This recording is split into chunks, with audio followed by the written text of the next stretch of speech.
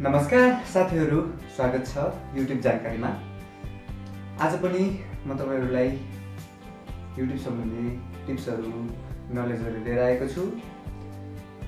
यसभन्दा अगाडिका एपिसोडहरु हेर्नु भएको छैन भने गएर हेर्न सक्नुहुन्छ। आज म तपाईहरुलाई च्यानल कीवर्ड बारे भिडियो बनाएको छु।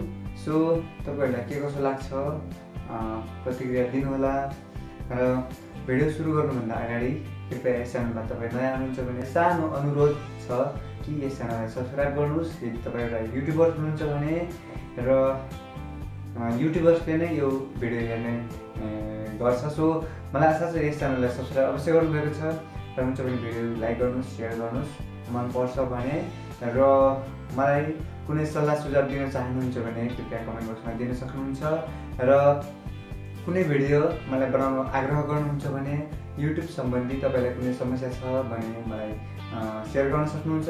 मैले जति सक्दो तपाईलाई सोलुसन दिने कोसिस गर्नेछु र ढिला नगरी आजको यस एपिसोडलाई सुरु गरौँ।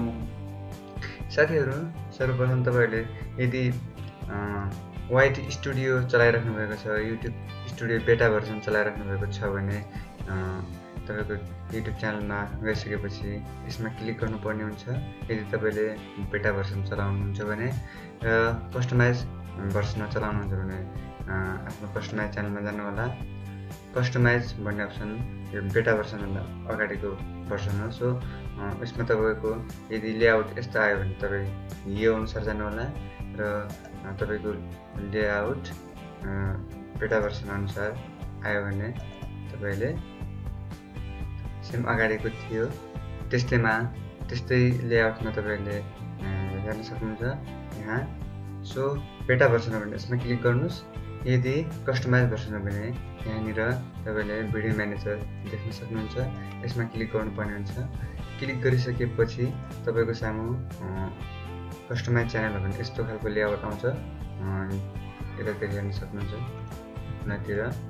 यतातिर यसको सेटिङ अप्सनहरु छ र तपाईले अपलोड गरेका भिडियोहरु यतातिर छ र यसैगरी तपाईले कस्टमाइज YouTube स्टुडियोको बेटा भर्जन चलाइराख्नु भएको छ भने तपाईको सामु यस्तो खालको लेआउट आउँछ। तपाईले हेर्न सक्नुहुन्छ। अलिकति फरक छ, अलिकति धेरै फरक छ। अनि यहाँनिर तपाईले अपलोड गरेको भिडियो र यहाँनिर तपाईले भिडियो म्यानेजरमा क्लिक गरिसकेपछि तपाईको सामु यस्तो खालको लेआउट आउँछ। मैले अगाडि भनिसके यस्तो खालको आउँछ। यसमा तपाईले च्यानलको कीवर्ड दिनुपर्ने हुन्छ। आजको भिडियो नै त्यही हो। च्यानलको कीवर्ड दिनुपर्ने हुन्छ। कीवर्ड दिएर नै सबभन्दा माथि र्याङ्किङ हुने हो। तपाईको च्यानलको नाम YouTube सर्च बटनमा ट्याग जस्तै काम गर्छ। सो च्यानल कीवर्ड भन्छ त्यसलाई। त्यो आज सेटिङ गर्नुपर्ने हुन्छ। त्यो सेटिङ गरिसकेपछि तपाईको च्यानल जति सक्दो माथि आउने कोसिस गर्छ। कीवर्ड मतलब तपाईको च्यानलको नाम हुबहु जसले सर्च गर्छ त्यो नाम चाहिँ माथि र्याङ्किङ हुने गर्दछ। यदि तपाईको च्यानलको कीवर्डमा त्यो जुन सर्च गरिएको वर्ड छ त्यो कीवर्डमा राख्नु भएको छ भने त्यो च्यानल अटोमेटिकली र्याङ्किङमा आउँछ। सो यो थियो एउटा हिडन टिप्स बेसिकहरुको लागि जो बिगिनर्स हुनुहुन्छ, युट्युबर्स बिगिनर्स हुनुहुन्छ त्यहाँहरुको लागि, जसको लागि यहाँनिर फ्लो गर्नु होला। मलाई भिडियो स्किप नगर्नु होला किनकि तपाईहरुलाई नै घाटा हो। फेरि फर्केर हेर्नुपर्ने हुन्छ यो भिडियो यदि बुझ्नु भएन भने। सो यहाँनिर आएर च्यानल भन्ने अप्सन छ। यहाँनिर च्यानलमा क्लिक गर्नुस्। च्यानलमा क्लिक गरिसकेपछि तपाईको सामु यस्तो खालको लेआउट आउँछ। यहाँनिर हेर्नुस्। म दुईवटै तरिकाबाट तपाईलाई सम्झाउने छु।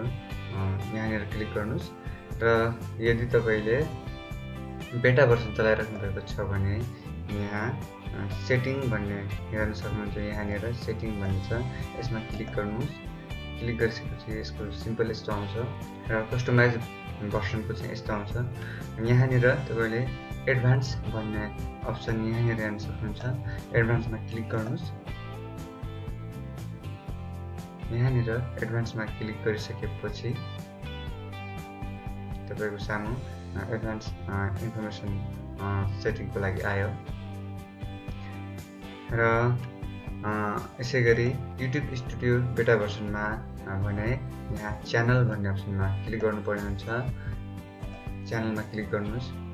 यहाँनिर च्यानलमा क्लिक गरिसकेपछि यहाँनिर तपाईले च्यानल किवर्ड यहाँ दिनुपर्ने हुन्छ र कस्टमाइज भर्सनमा चाहिँ यहाँनिर च्यानल किवर्ड्स दिनुपर्ने हुन्छ। अलिकति फरक छ। सो सुरुमा कस्टमाइज भर्सनमा दिउँ। सो मेरो YouTube च्यानल फेरि यसमा मिसलिड टाइपको च्यानल किवर्ड नराख्नु होला, किनकि त्यसलाई इन्भ्यालिड मान्छ युट्युबले। अलिकति ध्यान दिनु होला। यहाँ धेरै स्टेप बाई स्टेप एकदम ख्याल गर्नुपर्ने कुराहरू छ। तपाईहरुको सानो गल्तीले, सानो मिस्टेकले एकदम तपाईहरुलाई नै हानि पुर्याउने छ। सो आफ्नो च्यानल सम्बन्धी नै राख्नु होला। जस्तै युट्युब जानकारी मेरो च्यानल हो भने YouTube जानकारी भनेर मैले राखेँ। त्यसपछि कमाइदिनुस्। कमाइदिसकेपछि कतिपय मान्छेले नेपालीमा सर्च गर्छ। सो नेपालीमा सर्च गर्नलाई मैले अहिले ल्याङ्ग्वेज चेन्ज गर्छु। नेपालीमा सर्च गर्नलाई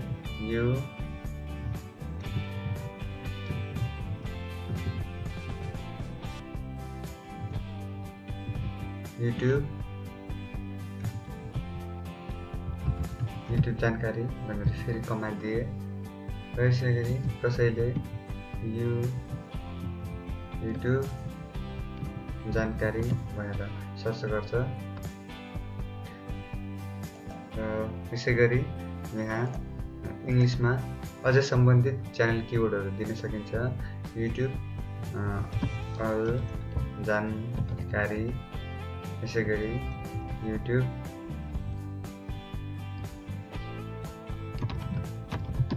च्यानल जानकारी, यसैगरी YouTube आइडी जानकारी, यसैगरी YouTube। यति टाइप गरिसकेपछि तपाईले सिम्पली सेभ गर्नुपर्ने हुन्छ। सेभ भन्ने तल अन्तिममा दिएको छ, तपाईले हेर्न सक्नुहुन्छ।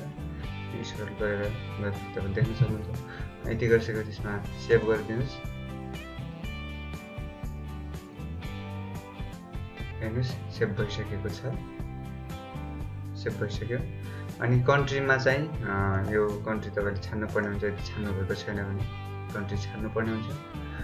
र भेरिफिकेसनको लागि के प्रोसेसहरू अपनाउनु पर्छ त्यो म अगाडिको एपिसोडमा बताइदिएको छु।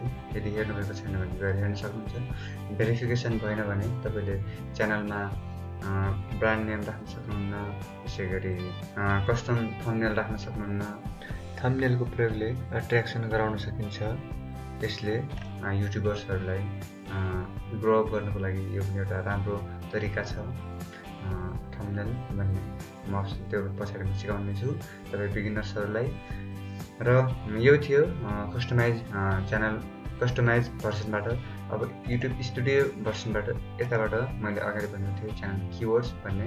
सो यहाँ मैले जुन कुराहरू भनेको थिएँ आफ्नो YouTube सम्बन्धी, आफ्नो YouTube च्यानल सम्बन्धी जुन किवर्डहरू तपाईले राख्नुपर्ने हुन्छ इङ्ग्लिस नेपालीमा जुन युट्युबमा सर्च गरिएको हुन्छ। सो त्यसरी नै यहाँ राखेर तपाईले यहाँ पनि किवर्ड राख्न सक्नुहुन्छ जुन अगाडि राखेको थियो। यो रिफ्रेश गर्यो भने मैले अगाडि जुन राखेको छु त्यही नै यहाँ सो गर्नेछ।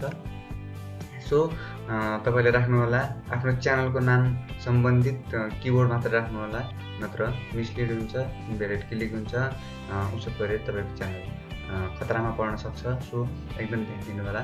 र तपाईको च्यानल र्याङ्किङ गर्ने एउटा तरिका यही हो।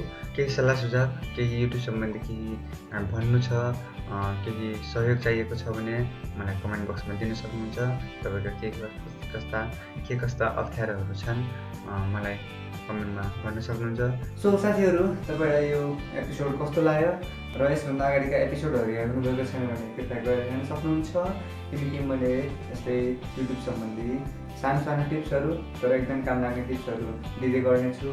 सो मन परेमा लाइक गर्नुहोस्, च्यानल सब्सक्राइब गर्नुभएको छैन भने सब्सक्राइब गर्नुहोस् र भेटौँला यस्तै युट्युब सम्बन्धी जानकारी लिएर। नमस्कार, फेरि भेटौँला।